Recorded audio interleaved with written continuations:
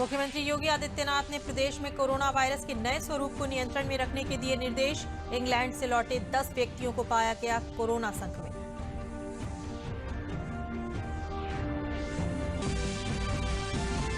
प्रधानमंत्री नरेंद्र मोदी की अध्यक्षता में केंद्रीय मंत्रिमंडल की बैठक में लिए गए महत्वपूर्ण फैसले। 7,725 करोड़ रुपए की लागत से 3 लाख रोजगार पैदा करने की योजना को मिली मंजूरी। प्रधानमंत्री नरेंद्र मोदी ने राष्ट्रपति रामनाथ कोविंद से की मुलाकात। प्रधानमंत्री ने राष्ट्रपति को घरेलू और अंतर्राष्ट्रीय महत्व के मामलों से कराया अवगत।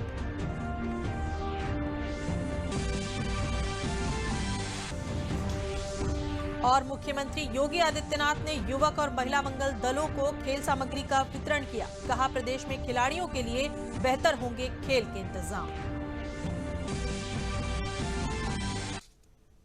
नमस्कार, मैं हूं अलका सिंह और अब समाचार विस्तार से। मुख्यमंत्री योगी आदित्यनाथ ने कोरोना वायरस के नए स्वरूप को नियंत्रण में रखने के लिए संबंधित अधिकारियों को सभी आवश्यक कदम उठाने के निर्देश दिए हैं। राज्य सरकार ने हाल ही में इंग्लैंड से लौटे लोगों में पाए जाने वाले कोरोना वायरस के नए रूप की पहचान करने के लिए जीनोम अनुक्रमण की मदद लेने का फैसला किया है। अब तक 10 ऐसे व्यक्तियों को कोरोना से संक्रमित पाया गया है जो हाल ही में इंग्लैंड से लौटे थे।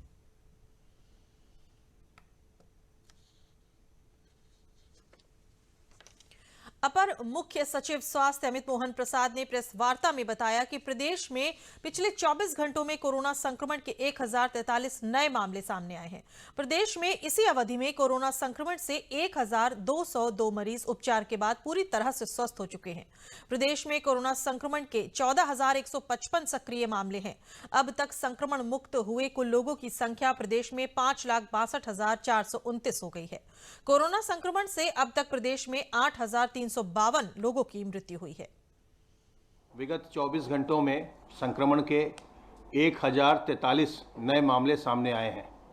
इसी अवधि में उपचारित होकर डिस्चार्ज होने वालों की संख्या 1,202 है और इस समय प्रदेश में एक्टिव इन्फेक्शन के केसेस की कुल संख्या 14,155 है। जो लोग संक्रमित होने के पश्चात पूर्णतः स्वस्थ होकर डिस्चार्ज किए जा चुके हैं, उनकी संख्या अब बढ़कर के 5,62,459 हो गई है। कोविड संक्रमित व्यक्तियों में से कुल 8,352 लोगों की मृत्यु हुई है। कल प्रदेश में 1,52,193 सैंपल्स की जांच की गई और अब तक कुल मिलाकर 2,37,93,270 सैंपल्स की जांच की जा चुकी है। कोई वैक्सीन नहीं आ जाती और जब तक आपको वैक्सीन नहीं लग जाती और जब तक इसकी कोई निश्चित दवा नहीं आ जाती, तब तक बचाव ही सबसे अच्छा उपचार है। और अपने हाथ को साबुन पानी से बार बार धोते रहिए, अपने मुंह और नाक को ढककर रखिए, मास्क से, रुमाल से, गमछे से, दुपट्टे से, और लोगों से 2 गज की दूरी बनाइए। इन सावधानियों का प्रयोग करके अपने आप को आप संक्रमण से बचाए रख सकते हैं। प्रधानमंत्री नरेंद्र मोदी की अध्यक्षता में केंद्रीय मंत्रिमंडल की आज हुई बैठक में कई अहम फैसले लिए गए। केंद्रीय मंत्री प्रकाश जावड़ेकर ने इन फैसलों की जानकारी देते हुए बताया कि 7,725 करोड़ रुपए की लागत से लगभग 3 लाख रोजगार पैदा करने के लिए योजना को मंजूरी मिली है। कृष्णपट्टनम बंदरगाह में 2,139 करोड़ रुपए की लागत से औद्योगिक क्षेत्र का विकास किया जाएगा।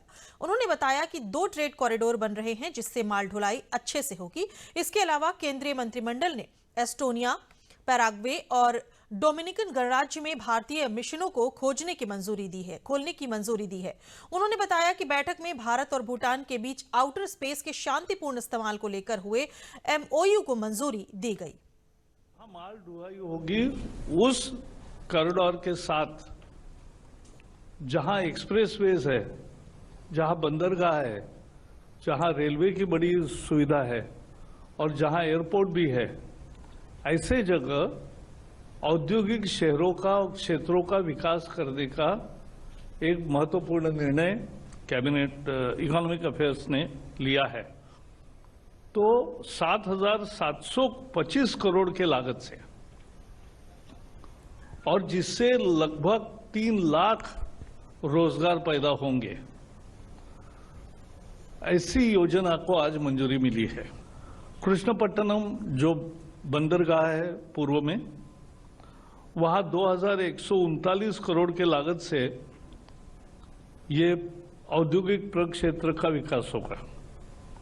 तुमकुर में 1701 करोड़ के लागत से कर्नाटक में है, ये industrial Chennai Bangalore industrial corridor जो है, चेन्नई बंगलोर के बीच में जो सारा इंडस्ट्री का विकास होना है, उसके ये दो महत्वपूर्ण आधार है। तीसरा, दादरी में मल्टी मोडल लॉजिस्टिक जोन तैयार करने की योजना है। केंद्रीय मंत्री मनसुख मांडविया ने बताया कि पारादीप पोर्ट में एक वेस्टर्न डॉक बनाने के लिए केंद्र सरकार ने 3000 करोड़ रुपए के खर्च से एक आधुनिक और विश्व स्तरीय बंदरगाह निर्माण करने का फैसला लिया है। कैबिनेट ने आज आकाश मिसाइल सिस्टम के निर्यात को भी मंजूरी दी। 18 मीटर ड्राफ्ट वाला एक डॉक बनाने जा रहे हैं। 3000 करोड़ खर्च से बनने वाले इस डॉक में कैप वेसल्स आ पाएगी। डॉक बनेगा तो उसका बहुत बड़ा फायदा है। मोदी जी के ये विचारों को उससे चरितार्थ होना है कि ईस्टर्न कोस्ट, ईस्टर्न पार्ट मतलब पारादीप, ये पूर्वोदय का द्वीप बनेगा। केंद्रीय मंत्री धर्मेंद्र प्रधान ने फैसलों की जानकारी देते हुए बताया कि देश में पहली पीढ़ी एथेनॉल के उत्पादन के लिए संशोधित योजना को मंजूरी दे दी है।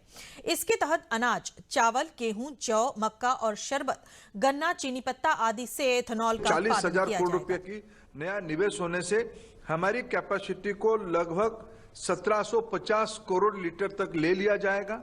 सरकार ने 8,460 करोड़ रुपया की इंटरेस्ट सबवेंशन स्कीम की जिम्मेवारी लिया है, जिसमें से ऑलरेडी 4,687 करोड़ रुपया ऑलरेडी अप्रूव पिछले दिनों में कर लिया गया था। आज 4,573 रुपया की 4,573 करोड़ रुपीज की आज सैंक्शन माननीय प्रधानमंत्री जी की नेतृत्व में जो आज कैबिनेट बैठी, उसने उनको सैंक्शन किया। राष्ट्रपति रामनाथ कोविंद ने आज वीडियो कॉन्फ्रेंसिंग के माध्यम से आभासी तरीके से डिजिटल इंडिया पुरस्कार 2020 प्रदान किए। इस अवसर पर राष्ट्रपति ने कहा कि कोरोना महामारी के वक्त में सामाजिक ताना-बाना बदला है, साथ ही आर्थिक गतिविधियों, स्वास्थ्य सेवाओं और शिक्षा समेत तमाम क्षेत्रों में बड़े बदलाव आए हैं। उन्होंने उम्मीद जताई कि जल्द ही कोरोना महामारी का संकट भी खत्म हो जाएगा। The year 2020 has been the year of COVID-19. The year is about to end now, and let us hope the pandemic will also end soon. It will not be an overstatement to say that the coronavirus has changed the world in terms of social relations, economic activities, healthcare, education, and several other aspects of life. Yet, life has not come to a standstill, thanks largely to information and communication technology. Technological advances are often termed as disruptions, but this year they helped us overcome the big disruption to a great extent. राष्ट्रपति ने यह भी कहा कि हाल ही में तकनीक का हमारी जिंदगी के हर क्षेत्र में दखल बढ़ा है। डिजिटल भुगतान के जरिए वित्तीय व्यवस्था में बड़ा सकारात्मक प्रभाव देखने को मिला है। कोरोना के कारण रोजमर्रा के कार्यों में जो मुश्किलें आ रही थीं, Aarogya Setu app, e office और वीडियो कॉन्फ्रेंसिंग जैसी सुविधाओं के माध्यम से अब उनका समाधान संभव हो गया है। Significant step in our lives due to robust ICT penetration is the digital inclusion. This digital inclusion has touched our lives in most simple ways as payments through internet banking, or as simple as Unified Payment Interface or UPI as it is popularly known. प्रधानमंत्री नरेंद्र मोदी ने आज राष्ट्रपति रामनाथ कोविंद से मुलाकात की। प्रधानमंत्री ने राष्ट्रपति को घरेलू और अंतर्राष्ट्रीय महत्व के कई मामलों से अवगत कराया। साथ ही साथ उन्होंने भारतीयों के लिए उज्जवल भविष्य का सूरज लेकर आ रहे साल 2021 के लिए शुभकामनाओं का आदान प्रदान भी किया। दिल्ली की सीमाओं पर बैठे किसान संगठनों और सरकार के बीच आज वार्ता हो रही है। कृषि मंत्रालय द्वारा जारी चिट्ठी में कहा गया है कि सरकार साफ नियत और खुले मन से प्रासंगिक मुद्दों के तर्कपूर्ण समाधान करने को प्रतिबद्ध है। बैठक में 4 अहम मुद्दों पर चर्चा हुई। दोनों ने उम्मीद जताई है कि इस वार्ता से कोई सकारात्मक हल निकलेगा। देश के मालिकों तथा श्रमिकों के मध्य अच्छे संबंधों को प्रोत्साहन देने की दिशा में श्रम आयोग को स्थापित किया गया। इसमें विशेष विषयों तथा कुछ महत्वपूर्ण उद्योगों की श्रम संबंधी समस्याओं के अध्ययन के लिए 37 अध्ययन दल व समितियां नियुक्त की गई थीं। बुधवार को राजधानी दिल्ली में श्रम ब्यूरो के 100 साल पूरे होने पर एक विशेष डाक टिकट जारी किया गया। पेश है एक रिपोर्ट। उल्लेखनीय है कि श्रम ब्यूरो श्रम एवं रोजगार मंत्रालय के तहत श्रमिकों, रोजगार और खुदरा मुद्रास्फीति से संबंधित आंकड़े जुटाने और उनके विश्लेषण का काम करता है। ब्यूरो के 100 साल पूरे होने के उपलक्ष्य में केंद्रीय श्रम एवं रोजगार राज्य मंत्री संतोष गंगवार ने एक विशेष डाक टिकट जारी करते हुए कहा कि ब्यूरो अपने लक्ष्यों के अनुरूप काम कर रही है। डाक टिकट को जारी करने पर बहुत प्रसन्नता महसूस कर रहा हूं। इस स्टैम्प के माध्यम से ब्यूरो के शताब्दी वर्ष को यादगार बनाने हेतु डाक विभाग, संचार मंत्रालय को हार्दिक धन्यवाद देता हूं। श्रम ब्यूरो की पूरी टीम को इसकी स्थापना के एक बहुत ही शानदार 100 वर्ष पूरे होने पर बधाई भी देता हूं। श्रम मंत्री ने कहा कि पिछले सत्र में संसद में नए श्रम कानून के बन जाने के बाद से देश के संगठित एवं असंगठित दोनों ही प्रकार के श्रमिकों को कई प्रकार की नई सुविधाएं मिलेगी। सभी श्रमिकों को नियुक्ति पत्र देना अनिवार्य होगा। उनके वेतन का डिजिटल भुगतान करना होगा। माननीय प्रधानमंत्री जी ने इस अवसर पर श्रम ब्यूरो के 100 वर्ष पूरे होने की बधाई देते हुए ब्यूरो की निष्ठा और समर्पण की प्रशंसा की है। उन्होंने समृद्ध और आत्मनिर्भर भारत के निर्माण में श्रम और श्रमिकों से संबंधित विश्वसनीय आंकड़ों की उपलब्धता पर जोर देते हुए विश्वास व्यक्त किया है कि ब्यूरो आंकड़ा संग्रहण, विश्लेषण एवं प्रचार प्रसार के क्षेत्र में नवीन प्रौद्योगिकी का प्रयोग करते हुए अपने कार्य को निरंतर जारी रखेगा। श्रम मंत्री का मानना है कि 73 साल के इतिहास में पहली बार इस प्रकार के श्रम कानून में बदलाव किए जा रहे हैं जो नियोक्ता और श्रमिकों दोनों के लिए फायदेमंद साबित होंगे। मजदूरी संहिता पहले ही अधिसूचित हो चुकी है।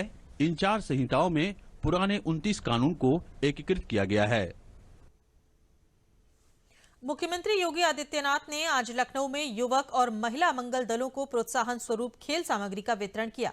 मुख्यमंत्री ने कहा कि प्रदेश में खेल के लिए बेहतर सुविधाएं विकसित की जा रही हैं। उन्होंने कहा कि ग्रामीण खेल प्रतियोगिता का मंडल और राज्य स्तरों पर आयोजन करके जमीनी खेल प्रतिभाओं का पता लगाया जाएगा और उन्हें प्रोत्साहित किया जाएगा। प्रदेश के खेल मंत्री उपेंद्र तिवारी ने कहा कि प्रदेश के खिलाड़ी राष्ट्रीय स्तर पर अपनी महत्वपूर्ण भूमिका निभा रहे हैं।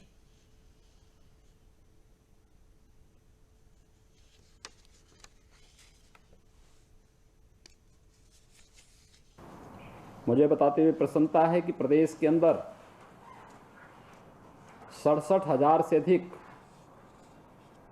युवक मंगल दल और महिला दल हैं जिन्हें ये स्पोर्ट्स किट उपलब्ध कराई जा रही हैं, जिसमें वॉलीबॉल भी है, फुटबॉल भी है और भी अन्य चीज़ें इसके साथ जुड़ती हुई दिखाई दे रही हैं। प्रदेश सरकार की स्पष्ट मंशा है कि हमारा जो युवा है वह राष्ट्र शक्ति का प्रतीक है। एक युवक कल का नहीं आज का नागरिक है। आज उसका दृष्टिकोण अगर सकारात्मक है तो अपनी ऊर्जा और अपनी प्रतिभा के माध्यम से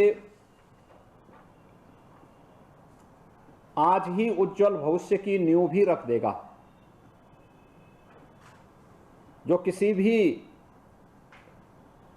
समाज और अंततः राष्ट्र के लिए बहुत ही उपयोगी साबित होगा। और इस दृष्टि से युवा कल्याण विभाग एक वर्ष में 2 बड़े कार्यक्रम कर रहा है। याद करिए, विगत वर्ष इसी वर्ष के प्रारंभ में जनवरी में देश के 6000 से अधिक युवाओं का एक बड़ा सम्मेलन लखनऊ में आयोजित हुआ था। अब तक का ये सबसे बड़ा युवा कुंभ था और आज हर जनपद में हमारे मंत्रियों, जनप्रतिनिधियों के कर कमलों से युवक मंगल दल और महिला दलों को वहां पर खेल की सामग्री उपलब्ध कराने का एक जो बृहद अभियान युवा कल्याण विभाग के द्वारा प्रारंभ किया गया है, मैं इसके लिए सभी युवक मंगल दल और महिला दलों का हृदय से अभिनंदन करते हुए उन्हें बधाई देता हूं, अपनी शुभकामनाएं देता हूं।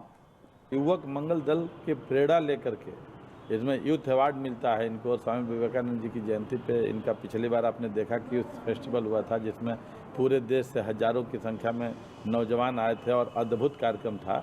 इसमें सांस्कृतिक कार्यक्रम भी होता है, इसमें रचनात्मक कार्य भी होता है, इसमें हर तरीके के जो भी समाज के अंदर सामाजिक राजनीतिक जो भी गतिविधि होती, सरकार की योजनाओं को भी घर घर तक पहुंचाना है। किसी की तबीयत खराब होगी उसके इलाज में ले जाना। कोरोना कोविड के साथ माननीय मुख्यमंत्री जी ने जो जिला की कमेटी बनी थी उससे जोड़ा गया था, और चाहे वो प्रवासी मजदूर आए हों, चाहे राशन बांटने का मामला हो, चाहे किसी को इलाज के दौरान हॉस्पिटल पहुंचाने का मामला हो, चाहे उसको जागरूक करने का मामला हो, हर तरीके का काम हमारा युवक और युवती मंगल दल करता है।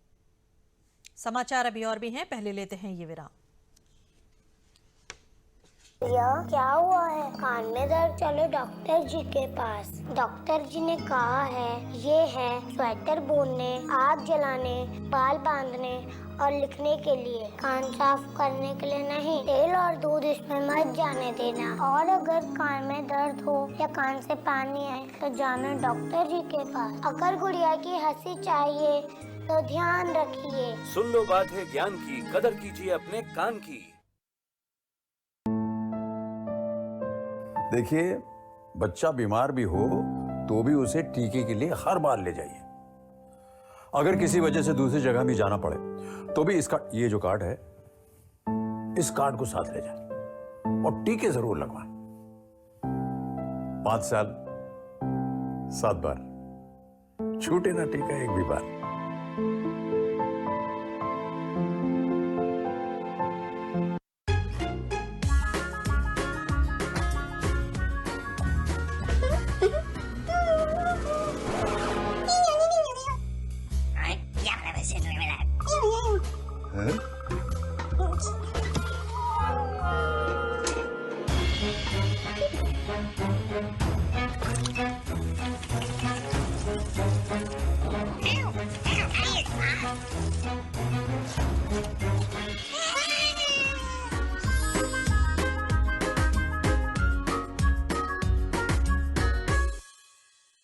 आज माँ को टेलीग्राम भेज दोगे ना?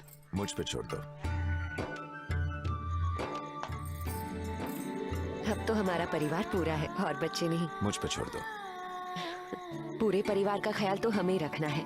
तभी तो हमने निर्णय लिया है कि मैं नसबंदी करवाऊंगा। और मुझे पता है इससे किसी तरह की कमजोरी नहीं होती। ये नई तकनीकी पुरुष नसबंदी है, न चीरा न टांका, इसमें समय भी कम लगता है और कोई परेशानी भी नहीं होती। पति पत्नी करें विचार, स्वस्थ नारी स्वस्थ परिवार।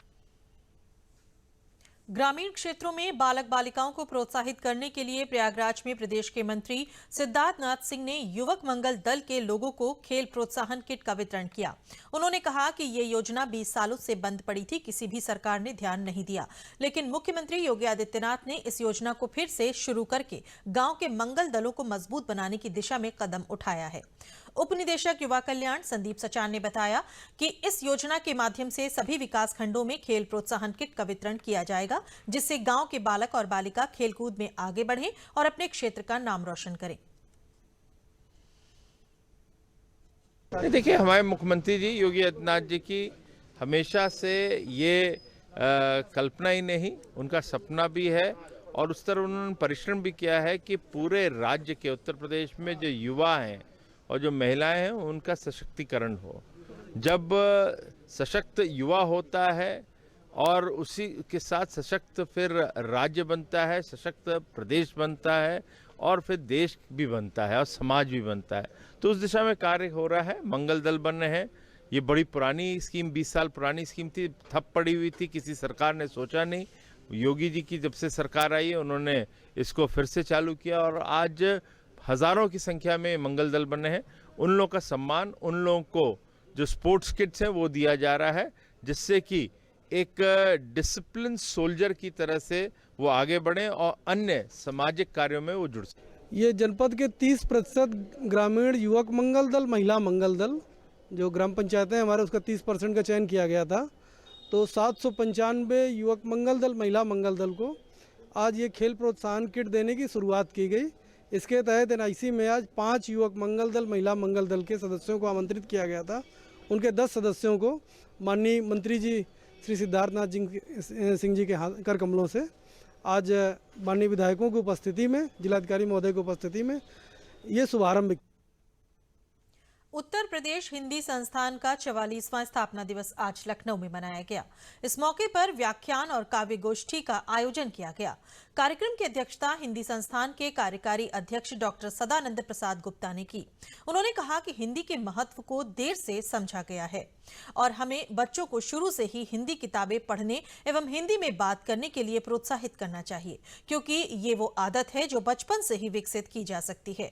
कार्यक्रम के मुख्य अतिथि वरिष्ठ साहित्यकार सूर्य प्रसाद दीक्षित ने पूर्व प्रधानमंत्री अटल बिहारी वाजपेयी की कविताओं की प्रस्तुति की। उन्होंने कहा कि हिंदी भाषा के प्रयोग में हमें कमतर महसूस न करके इसका गर्व के साथ प्रयोग करना चाहिए और आने वाली पीढ़ी को भी हिंदी को अपनाने के लिए जागरूक करना चाहिए।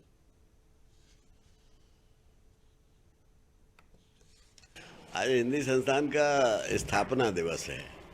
आज के दिन हिंदी का उत्तर प्रदेश हिंदी संस्थान का स्थापना दिवस माने बहुत बड़ी बात।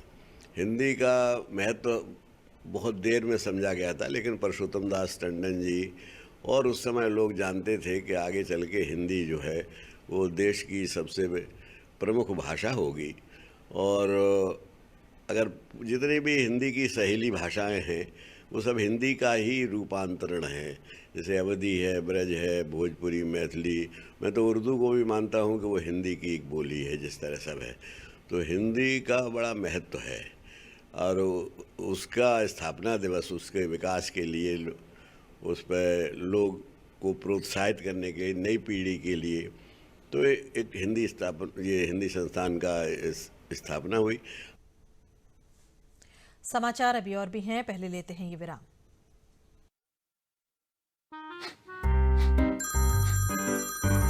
सर, आपका KYC अपडेट करना है, नहीं तो अकाउंट और ATM कार्ड ब्लॉक हो जाएगा। सावधान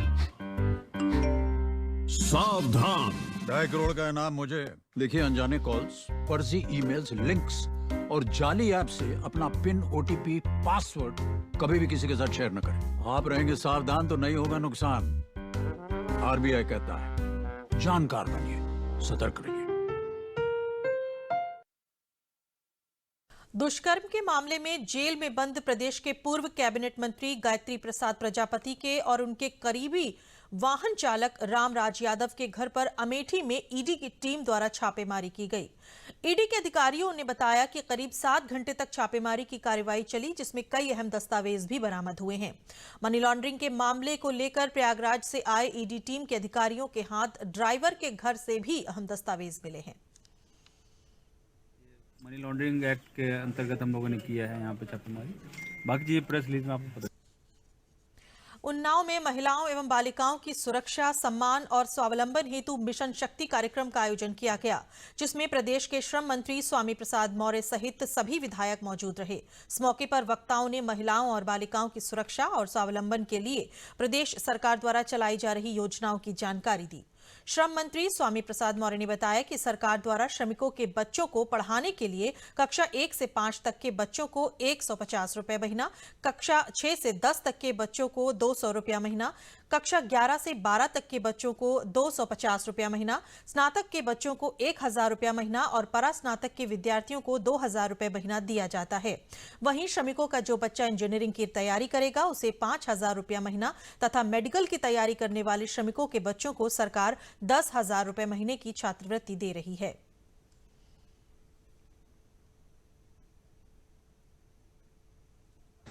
हम 10th में पढ़ते थे और क्या कहते हैं कि हमें साइकिल मिली है तो हमें बहुत अच्छा लगा है, इसलिए हम सरकार को बहुत बहुत धन्यवाद कहना चाहते हैं। ये 2,25,000 रुपये मिला है मेरे को।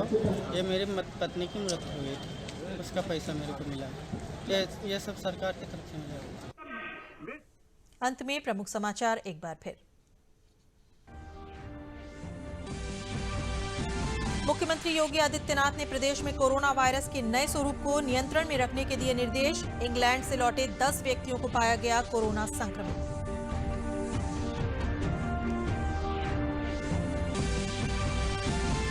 प्रधानमंत्री नरेंद्र मोदी की अध्यक्षता में केंद्रीय मंत्रिमंडल की बैठक में लिए गए महत्वपूर्ण फैसले। 7,725 करोड़ रुपए की लागत से 3 लाख रोजगार पैदा करने की योजना को मिली मंजूरी। प्रधानमंत्री नरेंद्र मोदी ने राष्ट्रपति रामनाथ कोविंद से मुलाकात की। प्रधानमंत्री ने राष्ट्रपति को घरेलू और अंतर्राष्ट्रीय महत्व के मामलों से कराया अवगत।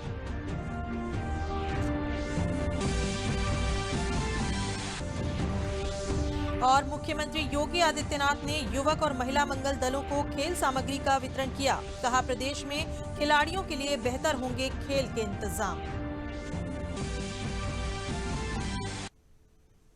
इसी के साथ समाचार समाप्त हुए। नमस्कार।